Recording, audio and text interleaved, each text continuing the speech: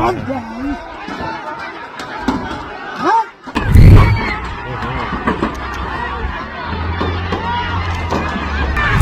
नेता भागो।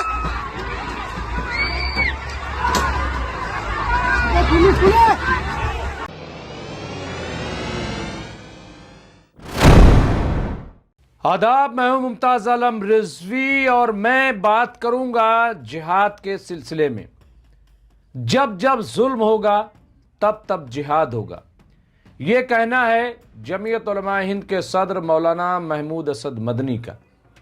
उन्होंने इससे आगे बढ़कर एक बात कह दी कि जिहाद चूंकि इतना मतनादा हो गया है और उसको इस तरह से बदनाम किया जा रहा है, इसलिए ज़रूरी है कि इसे स्कूलों में पढ़ाया जाए ताकि लोग समझ सकें कि जिहाद क्या है और जिहाद का गलत इस्तेमाल न होने पाए। जो आतंकवादी हैं वो दरअसल फसादी हैं और उन्हें जिहाद से जोड़ना गलत है, लेकिन ये सच्चाई है कि अल्लाह अकबर का नाम लेकर के, इस्लाम का नाम लेकर के और जिहाद को आतंकवाद से जोड़ करके आतंकवादी दहशतगर्द अपना काम करते हैं, इसमें भी कोई शक नहीं। लेकिन हिंदुस्तान के पस मंज़र में पूरी तकरीर अगर मौलाना महमूद असद मदनी की सुनी जाए तो फिर आपको लगेगा कि वो जो कह रहे हैं वो सही कह रहे हैं। कुछ लोग सवाल खड़े कर रहे हैं कि ये टाइमिंग ठीक नहीं थी, इस वक्त उन्हें लफ्ज़ जिहाद का इस्तेमाल नहीं करना चाहिए। लेकिन आप देखिए कि पिछले कई साल से लफ्ज़ जिहाद, फिर लैंड जिहाद, फिर सिविल सर्विसेज जिहाद, फिर अदालत जिहाद, थूक जिहाद, पेशाब जिहाद और न जाने कौन कौन से जिहाद ला करके खड़े कर दिए। यानी मुसलमानों का हर काम, हर अमल उसको जिहाद बता दिया गया। ऐसे में अगर ये बहस छिड़ गई तो मैं समझता हूं कि इसको देखना चाहिए। ठीक है, जिहाद का मतलब संघर्ष भी होता है, जिहाद की बड़ी बड़ी डिफिनेशन है। ये भी कुरान में कहा गया कि एक बेगुनाह का कत्ल पूरे इंसानियत का कत्ल है, ये सच्चाई है। इन्नल्लाह मास साबरीन, अल्लाह सब्र करने वालों के साथ है। जो लोग सब्र करते हैं, जो अपने नफ्स पे कंट्रोल रखते हैं, उसे अल्लाह ताला ने जिहाद अकबर करार दिया है। फिर एक सिस्टम है। लेकिन आइए, मैं जो बात करने जा रहा हूं बहुत इंपॉर्टेंट है। आपको असल में जिहाद दिखाते हैं जो देश के असल निवासी आदिवासी कर रहे हैं और पूरी फौज उनके आगे बेबस है, बल्कि उनकी पत्थरबाजी के सामने भाग रही है। आप देख सकते हैं वीडियो में वो अपनी जान बचा रहे हैं और वो पत्थर लेकर के खड़े हैं। ये वीडियो और न्यूज़ उस वक्त आई है जब आज देश में जिहाद पर बहस छिड़ी हुई है। मुसलमानों को जिहादी कहा जा रहा है।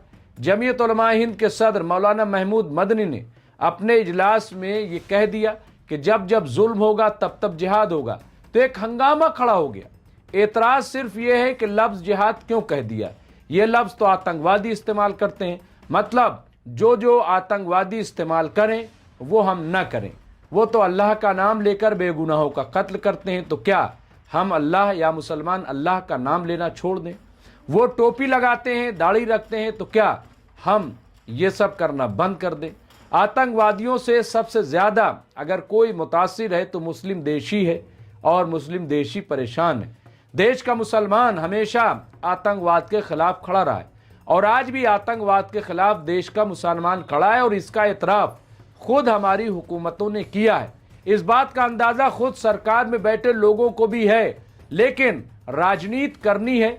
बिहार के बाद अब बंगाल जीतना है, बंगाल के बाद उत्तर प्रदेश जीतना है, उत्तर प्रदेश के बाद फिर दिल्ली जीतनी है।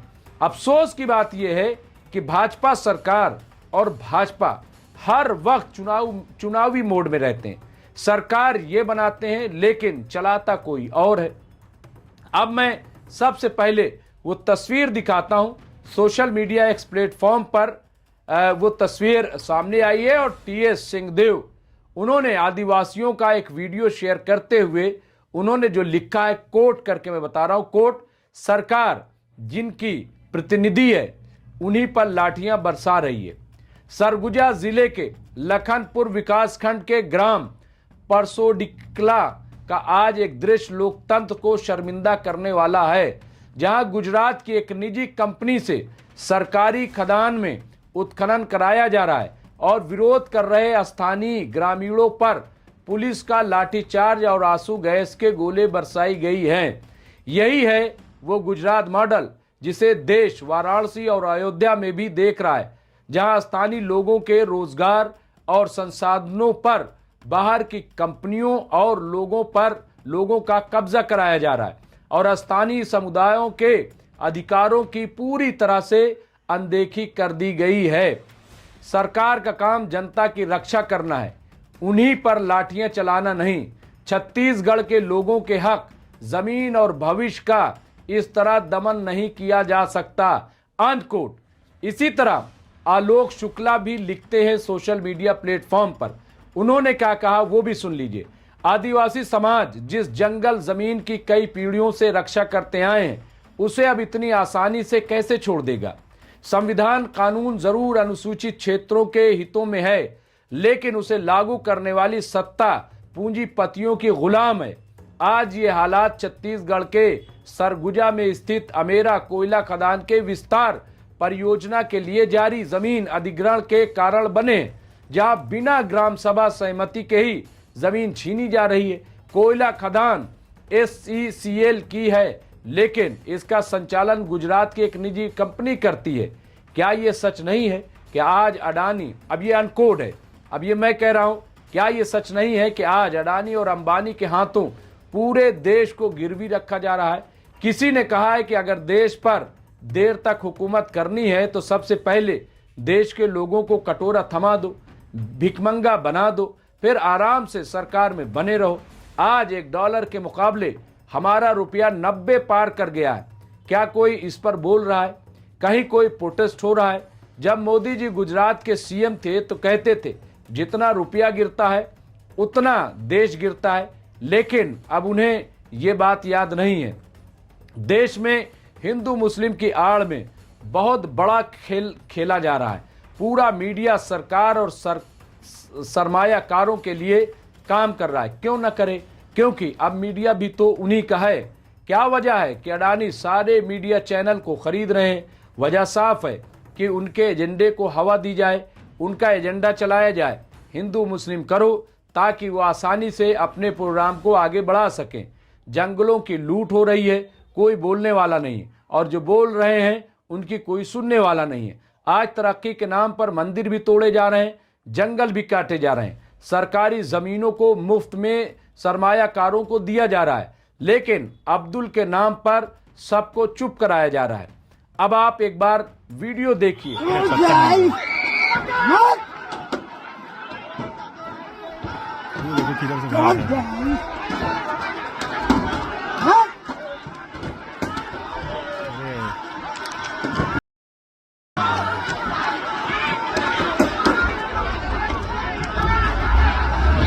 पकड़ा है 2-4 ठो वो फायरिंग करना है 2-3 ठो।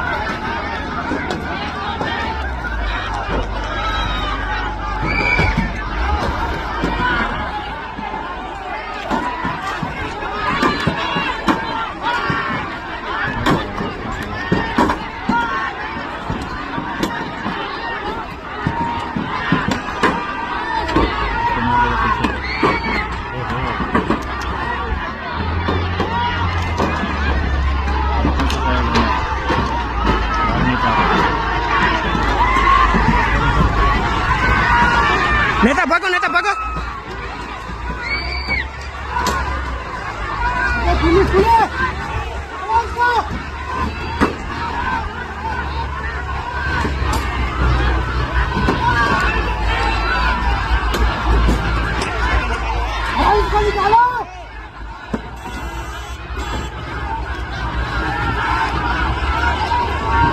नेता भागो, भागो, भागो, भागो। देखा वीडियो, देख लिया। अब बताएं, ये जो आदिवासी कर रहे हैं इसको क्या कहेंगे आप? जब जब जुल्म होगा तब तब जिहाद होगा। चलिए छोड़ दीजिए जिहाद, संघर्ष कह लीजिए। तो क्या ये संघर्ष नहीं है? संघर्ष को अगर दूसरे लफ्जों में कह दे, जिहाद नहीं है, संघर्ष कह दीजिए, मत कहिए जिहाद। लेकिन लफ्ज बदलने से सच्चाई तो नहीं बदल जाएगी। लफ्ज बदलने से सच्चाई तो नहीं बदल जाएगी। आज देश की क्या सच्चाई है, देश की क्या स्थिति है, वो आप भी जानते हैं, हम भी जानते हैं। किसानों ने जो किया संघर्ष, वो क्या था, उसे क्या नाम देंगे? या नौजवान जो आज जिस तरह से संघर्ष कर रहे हैं, लेकिन लफ्ज जिहाद से इतराज है। ये एक टर्मोलॉजी है, मैंने पहले भी बताया। अगर आप फ़िक़्ह जाफरिया में देखें तो जैसा कि मैंने कहा कि अव्वल नमाज, दूसरे रोज़ा, तीसरे हज, चौथे ज़कात, पाँचवें खुम्स, छठे जिहाद, सातवें नेकी की हिदायत करना, आठवें बुराई से रोकना, छठे नंबर पर जिहाद है। लेकिन जिहाद का मतलब कतई ये नहीं है कि तलवार उठाइए और किसी का सर कलम कर दीजिए। जिहाद में भी बड़ी उसूली है। जिहाद पहली बात तो यहाँ जो हिंदुस्तान है, जैसा कि मौलाना महमूद मदनी ने भी कहा, हो ही नहीं सकता, क्योंकि ये शरीयत से नहीं चल रहा है, ये संविधान से चलने वाला देश है। यहाँ इस्लामी हुकूमत नहीं है। इस्लामी जहाँ हुकूमतें हैं वहाँ पर भी जो इमाम होगा, जो लीडर होगा, कायद होगा, वो फतवा जारी करेगा, तब होगा। फिर जिहाद की अलग अलग किस्में बताई गई हैं। जिहाद तो वो भी है कि एक शख्स अपने परिवार को पालने के लिए जो जद्दोजहद करता है। दरअसल ये जिहाद जद्दोजहद लफ्ज़ से बना है, जहाँ पे मेहनत करना। अब इसके अलग मानी निकाल लिए जाएं तो इसका कोई क्या करे, कोई इसका गलत इस्तेमाल करे, इसका कोई क्या करे। हाँ, मैंने मिसाल दी कि अगर कोई दाढ़ी रख रहा है, हम दाढ़ी रख रहे हैं, हम टोपी लगा लें, यही काम दहशतगर्द भी करते हैं। दाढ़ी भाई छुपते हैं, वो पोशाक पहन लेते हैं, वो उसकी आड़ में आतंकवादी सरगर्मियों को आगे बढ़ाते हैं, इससे इनकार नहीं है। लेकिन इसमें टोपी का क्या कसूर है, इसमें दाढ़ी का क्या कसूर है? तो क्या जो मुसलमान है, मैंने कहा कि क्या वो टोपी लगाना बंद कर दें, दाढ़ी रखना बंद कर दें? वो अल्लाह अकबर कह के, और ये पहली बार नहीं हुआ। आप देखिए कि मैदान करबला में क्या हुआ। हुजूर सल्लल्लाहु अलैहि वसल्लम के अहले खाना को, हज़रत इमाम हुसैन, उनके बच्चों को, उनके चाहने वालों को, सबको कत्ल कर दिया गया। ये क्या था? ये इस्लाम के नाम पर ही तो उन्हें मारा गया।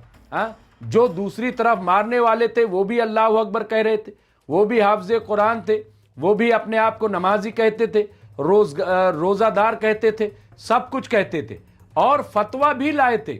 इमाम हुसैन का कत्ल करने के लिए फतवा लेकर के आए थे। ये भी एक सच्चाई है। और क्या इल्ज़ाम था हज़रत इमाम हुसैन पे कि ये बागी हैं, उन्हें बागी कह के उनका कत्ल किया गया। तो आप देखिए कि किस तरह से आतंकवाद इस्लाम का लिबादा ओढ़ करके आता है। हम इससे इनकार नहीं कर रहे हैं। बिल्कुल सही बात है कि जिहाद का गलत इस्तेमाल हो रहा है, और मुसलमानों को ही चाहिए कि वो इसे खुलकर इसका मुकाबला करें, बताएं कि ये जो कर रहे हैं वो गलत है। लेकिन मैं वही कह रहा हूं कि जो लोग जिहाद जिस तरह से उसको बदनाम कर रहे हैं, मैं बार बार, और यही बात महमूद मदनी ने भी कही, कि इससे तो जो जिहाद का मिसयूज कर रहे हैं उनके हौसले बुलंद होते हैं। आप अगर मुल्क के 25-30 करोड़ मुसलमानों को जिहादी कहोगे तो आप किसकी सेना को बढ़ा रहे हो, किसके हौसले को बढ़ा रहे हो? उनके, कि जो मुट्ठी भर हैं, बल्कि मुट्ठी भर भी नहीं है, जो पाकिस्तान के इशारे पर काम करते हैं। हमने भी देखा दिल्ली में जो धमाका हुआ, उसकी जिम्मेदारी पाकिस्तान ने ली। पाकिस्तान साजिशें करता है, वो नौजवानों को वर्गलाता है। हमारे जो कौमी सलामती के मुशीर है अजीत डोभाल, उन्होंने भी इस बात का एतराफ़ किया कि वहाँ की जो खुफिया एजेंसी ICI, वो जो है वो यहाँ के मुस्लिम से ज़्यादा गैर मुस्लिमों का इस्तेमाल कर रही है। ये तमाम हम बातें जानते हैं। इसलिए हमारा सिर्फ कहना है कि देश के मुसलमानों को कटघरे में मत खड़ा किया जाए। बात बात पे उन्हें जिहादी, और जिहादी भी ऐसा कि गोया वो कत्ल करते फिर रहे, ऐसा न कहा जाए। देश का मुसलमान इस मिट्टी में पला हुआ है। ये हिंदुस्तान की मिट्टी, जिसके खमीर में अमन है, जिसके खमीर में मोहब्बत है, जिसके खमीर में सद्भावना है, जिसके खमीर में यकजहती है, एकता है। तो ऐसी सरजमीन से मैंने कहा कि जब भी कांटा भी अगर बोया जाए तो ये वो सरजमीन है, ये वो भारत माँ है कि जिसकी सरजमीन से फूल निकलेंगे।